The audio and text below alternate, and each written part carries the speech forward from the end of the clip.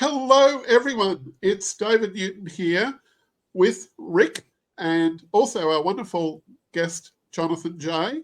And we are on Ahead of the Game with Rick and David. So thank you, Jonathan, for being our privileged guest and talking about buying businesses. Thank you for inviting me. I'm looking forward to our conversation. It's our pleasure. It's a pleasure to have you here, and I believe you've got a lot of wisdom. I'll fire off with the first question. How did you get the spark to get into being in the business of buying businesses and teaching people how to do it? What was the elixir that made you say, "Oh, I'm really onto something here"? Tell us the story. So I've been in business my entire life. So I dropped out of university when I was 18, much to the disappointment of my parents, and I left university because I wanted to start a business.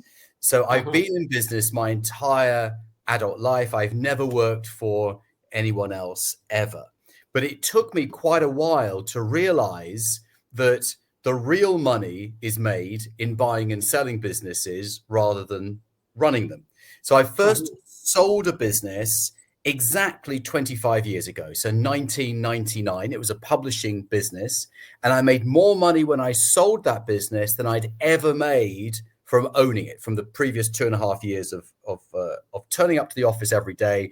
You put all the money that I made during those 2.5 years together, and it was nothing compared to what I made when I sold the company. So that was in 19. How did you feel when you sold it? A relief. Like most people who sell a business, a relief. I mean, I wasn't enjoying it anymore. I'd actually found something else that I wanted to do, and it was just a distraction. So when I had the opportunity to sell it, the buyer approached me, and I was quite happy to do a deal.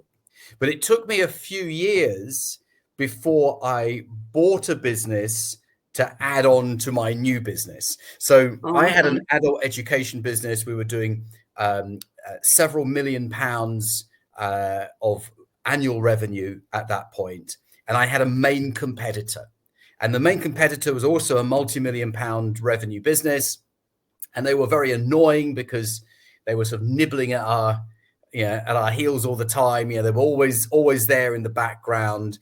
Customers were choosing between us and choosing between them. And then I had the opportunities to buy them. So I did a deal to buy them, put their business together with my business, created a far larger business, and then 12 months later, the following year, sold it to a private equity firm in London. Now, I never could have done that with just my business alone. I could only do it because I was combining it with the other business and putting the two together and creating that scale. And that was a turning point for me. And that was about 17, 18 years ago, because that one deal, I always say that one deal can change your life, but that one deal really did.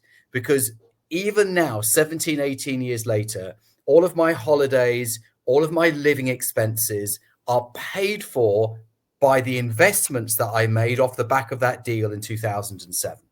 Oh, okay. So you're playing with the house's money, so to speak, from here on in. Yeah. Yeah, that is a good way of putting it. Yeah, absolutely. And buying a business and selling a business is a lot more fun than sitting in an office running a business. And I'm actually not very good at running businesses. I'm not an operational person. I'm not the people person that you need to be if you're managing staff. I'm a terrible manager. I'm more the deal maker, and a lot of people can relate to that, I think. And what led you to the teaching people? What would you like to ask, Rick? Yeah. Well, I was just thinking, and I've spoken to so many business guys, and they always say the same thing. The excitement and the passion is in building it. Once you've built it and you're sitting there just running it, it's as boring as watching molasses drip down the side of a tree. The excitement is building it, but just there running it. And I think the first thing you said, which everybody got a massive aha moment, is you make more money buying and selling businesses than running a business. Because everybody's dream is to run a business. Yeah. But if you hit on the head and said, well, that's great, but if you want to make money out of business, buy and sell them. Yeah, absolutely. Yeah. And if I look at my financial life over the last 25 years, the peaks have always been those acquisitions and sales, the troughs Right. have always been when I haven't been doing anything. I've just been running. I'm just curious, what are some of the biggest mistakes that you see with people either, buying a business or selling a business? Any things there that stand out, or maybe even humorous stories that you've got? Yeah, sure. So most of my time is spent with buyers rather than with sellers. So I help Okay. people buy their first business, or if they've already bought a business, do bigger, better deals thereafter. So Uh-huh. most of my time is spent thinking about the buy side of the transaction. Uh-huh. And the biggest mistake that people make is they use their own money. So Uh-huh. they remortgage their house. They borrow money from friends and family. They dip into their savings, and it's like going to the casino and putting all of your life savings on number 32 and hoping that it's going to come up. And the chances are it won't. And sometimes it will, but usually it won't. So I like to help people de-risk the transaction, de-risk the acquisition. And the fastest way to de-risk it is not put your own money into, and that's probably the number one mistake that people make. Because if you think about it in a very linear way, I want to buy a business, I need to either write a check myself or go borrow some money and offer a personal guarantee on that money. And that, by the way, is also highly risky, and I never advise anyone to do that. But they don't think of it in an outside of the box thinking. So when you start thinking outside of the box, you say, how can I buy this business without writing a check, without spending my life savings, and without using my house, my family house, as collateral for a loan? All of it so high risk, I could never recommend anyone to do it. What do you say to that, Rick? Well, I know that every guy that puts up his house as collateral ends up in the garage. So I agree with you 100%. Never use your own house, right?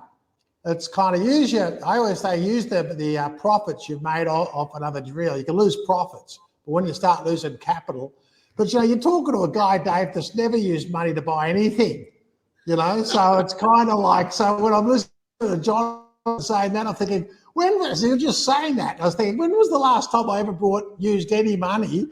The most exciting thing about an ATM machine is on the outside of the bank, you don't have to go in.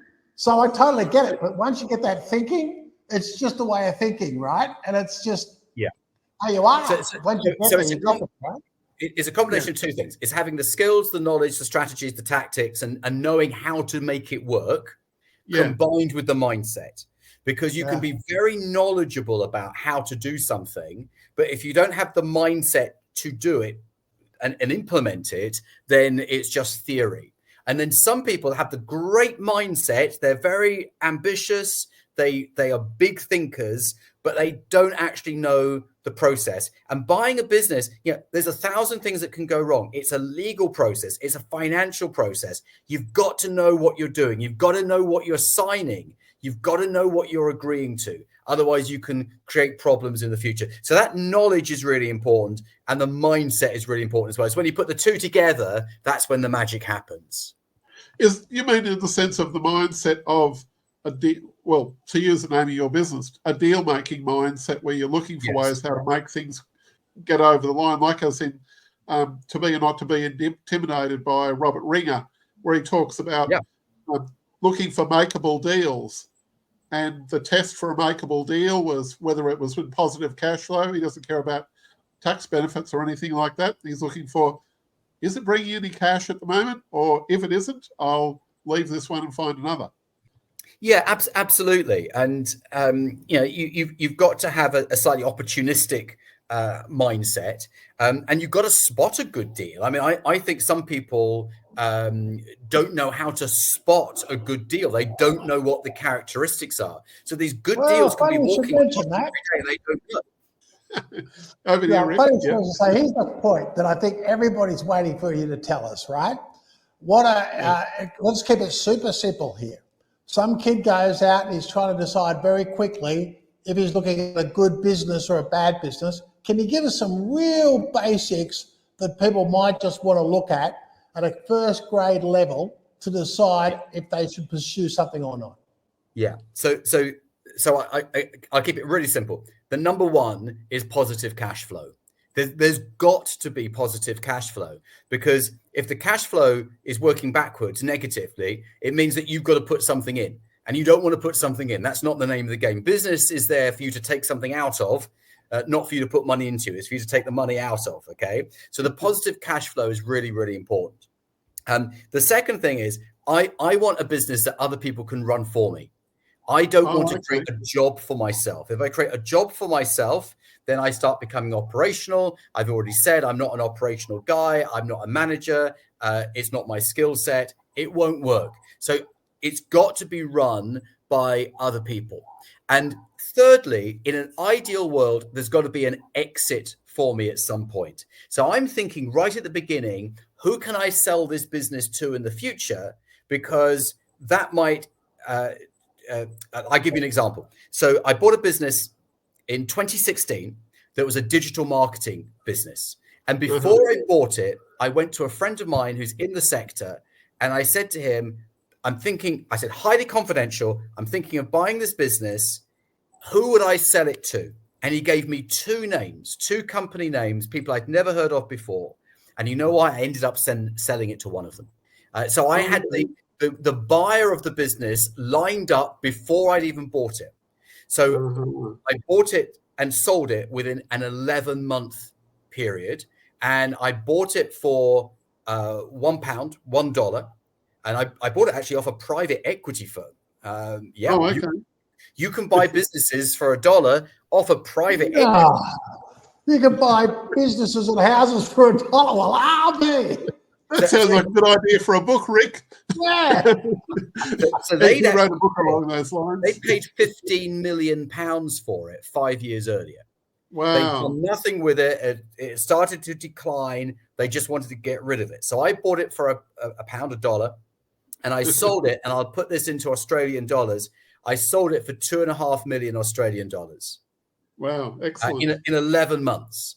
Now, is that likely to be someone's first deal if they've never bought a business before? No, it's not. Probably not. No. It's unlikely to be the first deal. But when you know how to do something like that, when the opportunity comes along, you can grab it with both hands because you know how to put the deal together. You know how to negotiate it. You know what you know. To sell it. Yeah. Yeah. And of course, you're probably using some of those business building tactics, like as in increasing the lead flow, increasing the conversions, increasing the sales, increasing other different components that have an extrinsic value later on, that type of thing. Yeah, so there's two ways of looking at this. So some of my clients look at a business and say, look, it makes money now. That's the first test. It's got positive cash flow. Yeah. But could I improve it in some way to make it more profitable? So that's what some clients do. Other clients think differently. They don't want to improve the business. It takes too long. There's too much uncertainty. It may or may not work for them. And it could just be too much effort. So they look at a business and they say, if I buy this business and I do nothing to it and it keeps on making the same amount of money, am I happy? So it's kind of the lazy approach to buying a business because you don't do anything with it once you bought it. Can I suggest that there's a third way, Jonathan, and clarify me if I'm incorrect? Yeah. Which is you look at buying that business and you think, can I buy it a particular way? And by the way I sell it to somebody else, the profit is between the way under which I brought it and the way under which I sell it. Yeah, absolutely. Yes. So yeah, the idea is you buy at a low price and you sell at a high price. So how can you guarantee that you're going to be buying at a low price? Well, the secret is actually the seller of the business. The motivations of the business seller will dictate the price and the terms of the deal. So if you've got a highly motivated seller, you will get a better deal than someone who folds their arms and says, make me an offer. Yeah, make me an offer. Come on, I'll sell it if you make me a good offer. You want to run a mile with those people. That is not the sort of business owner you want to do business with. You want a business owner who feels that you are doing them a favor by taking the business off their hands. Right. That's what you want. Somebody feels that you're doing them a favor and they are grateful that you are buying the business from them. Now, you might think, okay, that sounds like there's something wrong with the business. Not necessarily. True. Most likely, it's something wrong with the seller. The seller is highly motivated for reasons other than money. So it could be age and retirement. That is the biggest motivator. Yeah. I'm at retirement age. I want to travel the world. I can't do it if I've got this business in my head all the time. It could be health. Unfortunately, age and health often go together. It could be I want to move to another country. It could be I want to spend more time with the grandchildren. Those are all the non-monetary reasons. But if you've got a 25-year-old who wants to sell a business, either it's because they've messed it up and they just want to get out, or they've been watching too much Shark Tank and Dragon's Den, and they feel their business is worth millions, even though it hasn't got many customers. Which leads me to ask, what do you think of those younger buyers that have got that startup mindset that say, oh, I'm going to turn this into another Apple or something like that? What do you ever get those people come along to your seminars and say, I've got the latest idea? More recently, but I think you're absolutely right that starting a business, entrepreneurship is what all the books are written about. That's what all the TV shows are about. And there is something quite thrilling about doing something from scratch. When you're in your 20s, okay? Now, when you're in your 50s, you don't want 3 years, 4 years of struggling and not making any money when you've got bills to pay, a mortgage to pay, and children to look after. So you want less risk in your business life, and buying the business is a lot less risky than taking a punt on starting something from scratch. Yeah. Good point. What do you say to that, Rick? Well, I'll tell you, the one thing that I've been waiting for you to say, which you haven't said, which really is the point of difference from all the business people I've spoken about. If I speak to people about, find out what the turnover is. You're fading in and out, Rick. Oh, am I? Well, the one thing we haven't talked about, and I think it's interesting, Jonathan, that you don't find the priority is, what's the turnover?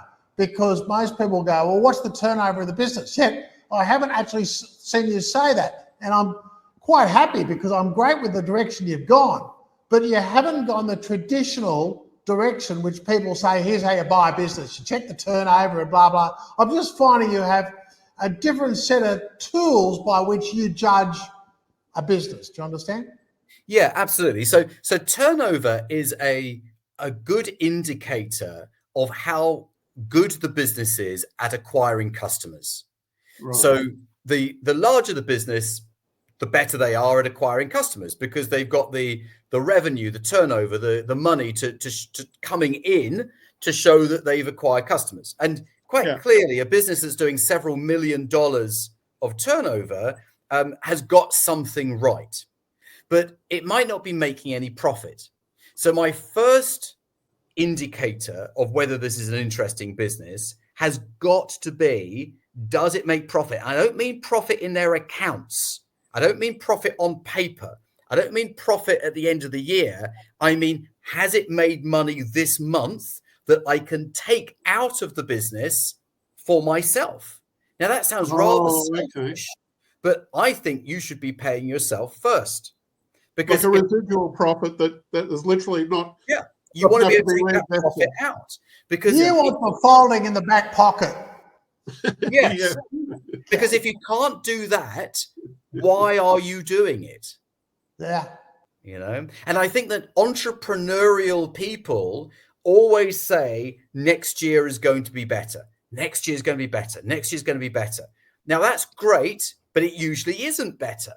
So I'm more interested in what's happening in the reality of today. If I buy the business today, am I going to make money next month and the month after and the month after that? Because if I'm not, Either I've got to be putting money in because it's making a loss and I don't want to do that, or I'm struggling and quite frankly, I don't want that stress in my life, or I just shouldn't buy the business in the first place. Right. So you're looking at a very simple benchmark there to either to go in or to step aside. Yes, absolutely. Yeah. Uh-huh. So you can have quite small businesses making high profit. My only caution against smaller businesses is that quite often they only work because the owner does 80 hours a week.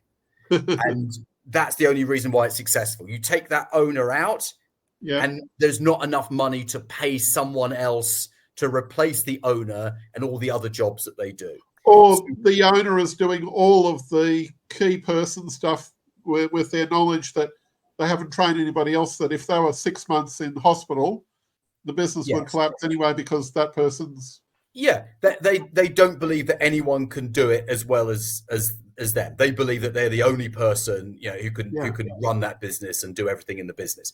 So when you buy a multi-million-dollar turnover business, you're actually buying a business that has proven some degree of stability. It's got to a certain size. And also what we hope is it's got a management team because it's no longer resting on the shoulders of one person. Now, there are loads of exceptions, but that's what we're looking for, because I don't want to buy a job. I want to buy a business that will be run by people who know more about the business than me, because I don't want to be there. I've got a young daughter. I've got a young family. I want to do those sorts of things. I want to do dad things. I don't want to be sitting in an office with my head in my hands on a Friday night trying to figure out the problems. I've done all that in my 20s. I'm not doing that again. Do you have other people that go out and buy businesses on your behalf now that you've trained in your business, or is this just the mainly thing that you're teaching others to do that these days? Yeah. So what sort of separates me, I think, from the sort of the gurus, most of them are American gurus, is that their business is teaching other people. They've either never done it themselves or they're not doing it themselves. I've taken a sabbatical for the past 2 years. I haven't done anything for the past 2 years, but in actual fact, I'm about to get going again. You know what it's like when you've got the bug. You can't stop yourself, can you? You got to. Well, I've seen a lot of your videos where you teach people how to buy businesses, and on your YouTube channel, it looks quite exciting. And I remember your when I'd actually put up some sort of a comment, there was a comment that you're coming out to Australia in November. Yes, I am. So you want to escape your winter, essentially, and you're picking on us. Absolutely. So I've got a growing number of clients in Australia. In fact, actually, I was doing a webinar this morning, and there's a lady from Australia asked me, do you have any clients in Australia? And I said, yes, I've got so many that I'm going to be coming out and doing a special event on the Gold Coast in November, not just for my clients, but for anyone who's interested in buying a business. We haven't set the program yet, but it's going to be an event on the third week of November. And I'm going to teach everything I know about buying a business so that anyone who's interested in doing this will be able to take what they learn and run with it and make it happen. Wow. That sounds exciting. What do you say to that, Rick? Well, that's so exciting. I think I might return to Australia in November just to hear Jonathan's event. That's right. I'm not in Australia at the moment, but I think the timing's perfect for what you're doing. And there's just so much. I think one of you've already covered that the biggest mistake that you see that people do is that they put their own money into a business, which of course day one they don't know too much about it, so they're using their own capital, which can get them into trouble. If I was to say to you on this podcast tonight, what's the one thing that you think you would like? Well, we're going to finish this podcast about 5 minutes, Jonathan. What do you reckon is the one takeaway that you would like people to get from this conversation we're having? Buying businesses is not just for private equity and large companies. Anyone can do this. You can do it whether you own a business already and you want to expand your existing business. You can do it whether you work in corporate life and you want to get out of the 9 to 5 and you want to own a business, but you don't want to start something from scratch. I have taken the business buying process and broken it down so that it works for smaller businesses, for the businesses that do, single-digit $1 million of revenue. I've got clients doing bigger deals, but you can go and buy that 5 million revenue business, or that 10 million revenue business, or that 2 million revenue business. You don't have to go and do the $1 billion deals. You don't have to do those. So I can show someone, and I can teach anyone, and I've never had anyone who hasn't understood it once I've explained it to them. I can teach anyone how to do the business buying process and come out the other end as a professional business buyer and acquire their own company. And that's what I'm going to be doing in Australia in November. Wow. Fantastic. Well, you'll definitely have to keep in touch with that, because I'll put that out to my newsletter, and Rick will put it out to his newsletter. And that would be amazing. Thank you. Thank you. And So, come along, guys. Both of you come along to the event. Thank you. Fantastic. It's really good. Jonathan, I want to ask you a very macro question. I don't know if it's a fair question to ask you. The UK went through Brexit, okay? And of course, you've been on both sides of that. How have you seen Brexit has affected business in the UK, knowing that you've been involved in this on both sides of that? It's definitely affected clients who import and export, without a doubt. If you're sending things out to Europe, it's so much more difficult now. But for the majority of businesses, in my client group, it hasn't made any difference whatsoever. I mean, Brexit may have had some knock-on effects with some other costs, but I'm all about everyone creating their own personal economy. Create your own personal economy, because you can't impact the rest of the world. You can't impact Europe. You can't impact which government we have by the end of 2024. But what you can impact is what goes on inside of your own head. You can impact your own actions. You can impact your own personal economy. So I don't take too much notice of what's going on out there in Europe, for example, because at the end of the day, it's all about creating your own personal, individual economy. Okay, that's an interesting way of looking at it. Yes. And that's part goes on with your mindset theory too, in that you're working on your own economy rather than worrying too much about, whether you're getting hit by headwinds elsewhere. Yeah, absolutely. And we all know that successful people set goals, have their ambitions, they're very clear on what it is they want to achieve, and they have a very focused outlook on life. And that's part of this mindset of a deal maker. If you want to go and buy a multi-million-dollar business and have a business that creates hundreds of thousands of annual cash flow to you personally, then that's what we're going to achieve. We're going to set out a plan, we're going to implement the plan, and nothing is going to stop you. Right. Perfect. I like the sound of this. What would you like to ask also, Rick? Because I know that you're into nothing down and all that type of stuff. No, but here's the deal. There are guys who are going to come across great businesses, but they just don't have the experience that you have. So do you have a facility in your organization where someone brings a fantastic business opportunity to you, they don't have the experience, and they want to bring you in on it and say, could you get involved in this with me? And you bring your years of experience on a joint venture arrangement with students or people. I mean, you have some facility like that you make available. I'm familiar with what you're talking about. Now, I've never done that. And maybe I've missed a trick on that. The way I look at it is that I make my clients independent of me. I give them everything they need, all the support. They pay me a one-off fee, and then they have everything they need. I never ask a client to come back and pay more for something else, because they've got everything they need. Now, I know a lot of people would say, Jonathan, that's not the smartest business move.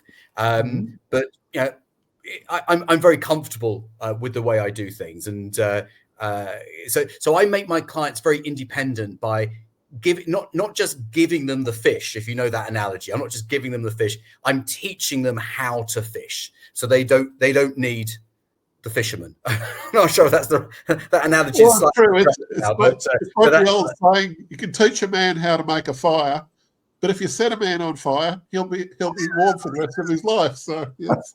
Yeah, absolutely. Yeah. I know it's a different kind of analogy, but nonetheless achieves the same things. But quite right, yeah, quite right. You're teaching them how to fish and catch the line and do the whole absolutely. And I've got an amazing relationship with my clients going back years. It's been 8 years now that I've been running these programs. That I first ran a group for business buyers in 2016. So we're on year 8 now. So we've got a really smart process, a really highly tuned process that just works so well. And if you watch my YouTube channel, listen to my podcast, you'll see hundreds and hundreds of interviews with people who've been on my program that I've interviewed about the deals that they've done, not just in the UK, but all around the world too. And also, you've got a business buying toolkit that you've got on your website, so I can put the link for that. Yeah, for it's you free of charge, by the way, free of charge. So it's 17 different resources, incredible resources. And I'm told by people that in that free toolkit, there is more advice and more resources than other people charge thousands of dollars for. Okay, wow. So I give you for free what other people charge for. Wow. What do you say to that, Rick? Well, Jonathan, I've got a question for you. I think we all know where we are in life and what we would do differently based on the experience we've got if we started again. So if I took you back to the beginning of this journey and said, Jonathan, what would you have done differently? What do you think you would have done differently in the journey that you've taken? I think about this a lot, actually. I do. I wouldn't say I dwell on the past, but I'm very reflective about my life and what I've done well and what I haven't done so well and all these different things. I would have got myself a mentor. Okay, that's what I would have done. I would have got someone who was ahead of me on the journey to guide me. I had to figure it out all by myself. If I'd had a business mentor right back at the beginning, because I was stubborn. I thought I knew it all myself. In my 20s, I thought that, I didn't need anyone's help. I don't want help. I don't want to listen to anyone else. Big mistake. I should have found someone, usually, someone who's older, more experienced, who could guide me. And I think the learning curve would have been shorter and I would have accelerated my success. Okay. That's pretty good. And that's probably because of the brazen youth that we always think that we know everything. Absolutely. And you don't. I never liked being told what to do, and I'm a lot more sort of open now to people who've got more knowledge about certain things. So I listen now to other people. I didn't back then. What do you say to that, Rick? Well, I always think the value has always been the second smartest man in the room, because if you always let the other guy think he's smarter than you, you'll always get educated. But if you're always the smartest guy in the room, you learn nothing. So I'm a big one for saying, hey, I'm always the second smartest man. So I get it. Absolutely. I totally get it. Yeah. Well, look, we're coming to a bit of a wind-up time now. So, look, what I'll do, I'll put the link. If you can give me that link, I'll put the link to that. And if you've got any good pictures of you that I can use for some promotional material for you, that way I can actually make... maybe running the 100 meters, something like that. Right. Hey, Jonathan, also, if you get those dates organised for November, that'd be great. We could put those out there for you. Yeah. And once you figure out what those dates are, it'd be great. Yeah, amazing. As soon as I've confirmed them with the hotel, I will let you have them, because if we can get like 100 people to the Gold Coast for November, that would be a remarkable event. I'm coming a long way to run this event, so I want to make sure I've got a really good audience. But bring your towel and your swimmers and I will, because it's going to be cold in the UK November, really cold. So I'll enjoy that. Yeah, people only go there in November for punishment. For the UK, yeah, I know. Tell me about it. I have a November every 12 months. I've got one, so I know. Well, look, we'll close off here. Thank you, Jonathan. It's been really great to have you. Thank you, Rick, also for being having such wonderful questions to be there as an advocate on business buying as well. And thank you once again for our wonderful audience for hearing what we've got to present to you with wonderful guests like Jonathan. So So bye for now. Thank you very much. Thank you.